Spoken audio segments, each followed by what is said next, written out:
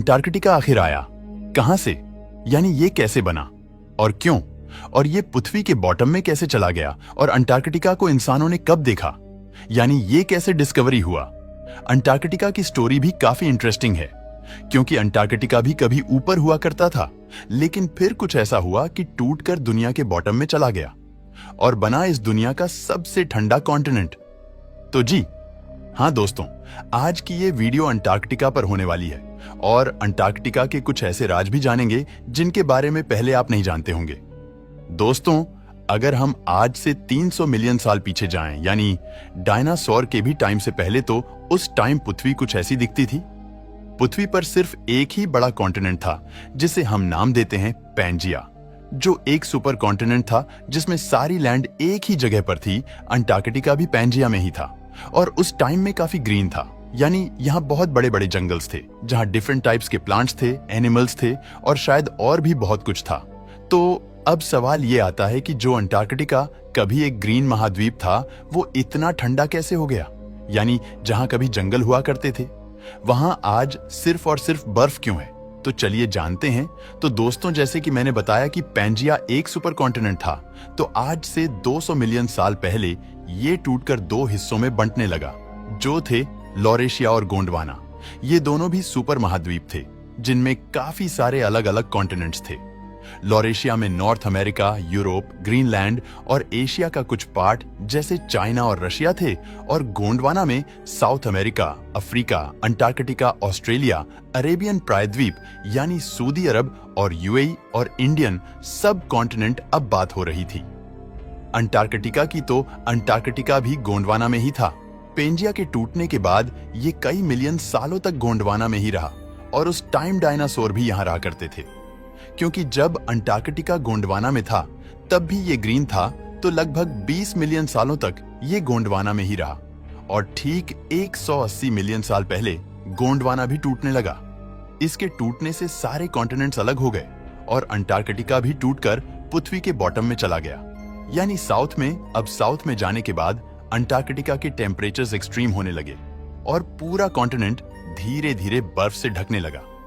Antarctica आज भी south में ही है और इस टाइम ये दुनिया का सबसे ठंडा कॉन्टिनेंट है। तो दोस्तों, ये थी कहानी अंटार्कटिका के बनने की और इसके ठंडा होने की। तो चलो अब आगे बढ़ते हैं और जानते हैं कि अंटार्कटिका को इंसानों ने कब देखा, यानी ये कैसे डिस्कवरी हुआ।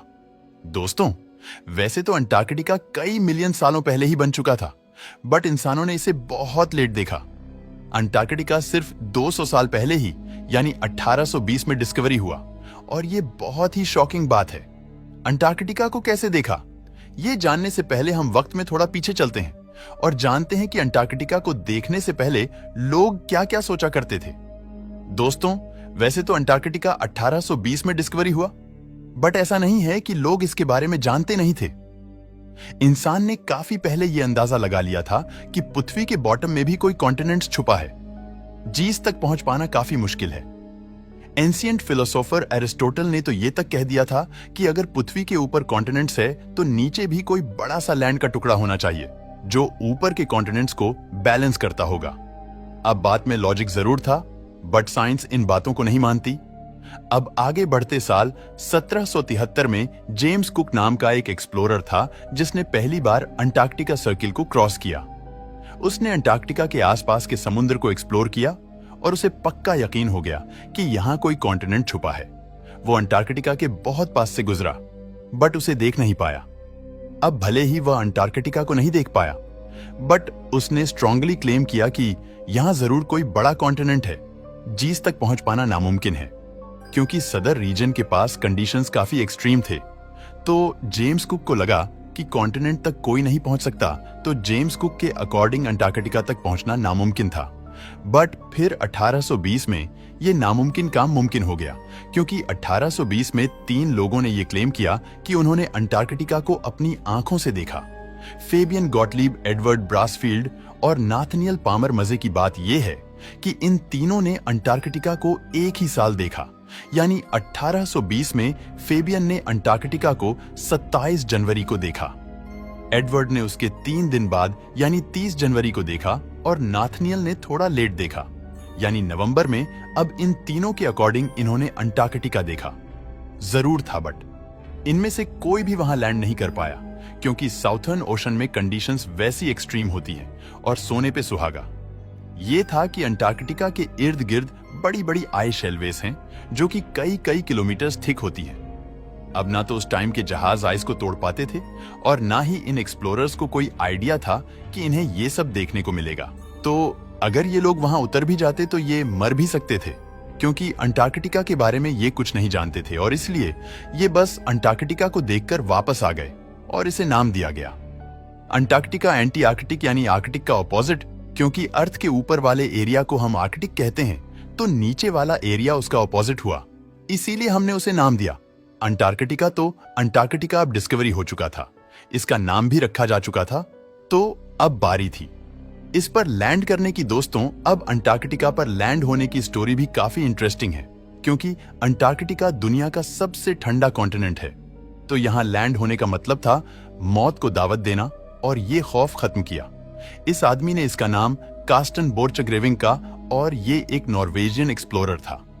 ये बंदा 1895 में छोटी सी बोट पर अंटार्कटिका जाता है और वहां अपनी टीम के साथ लैंड होकर कुछ घंटे रुकता है। फिर ये वहां के कुछ स्टोन्स वगैरह कलेक्ट करके ले आता है ताकि ये प्रूफ दे सके कि ये वाकई अंटार्कटिका पर उतरा था।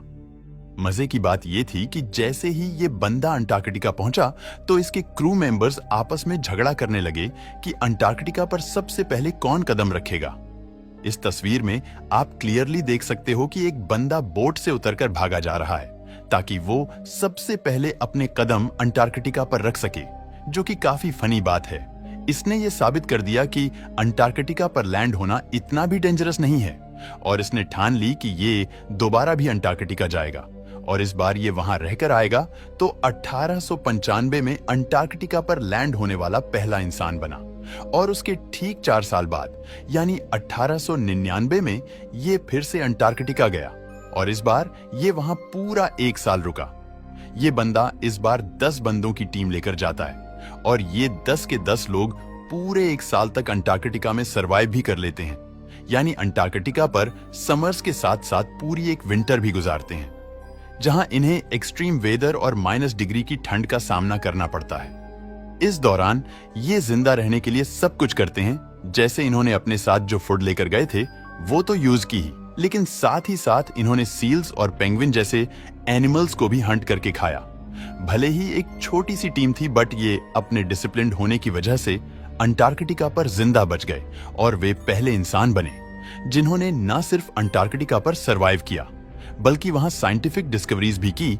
तो अंटार्कटिका पर इंसान अब लैंड कर चुके थे एंड इन्होंने वहां सरवाइव भी कर लिया था। दोस्तों, वीडियो पसंद आया हो तो लाइक और शेयर करें।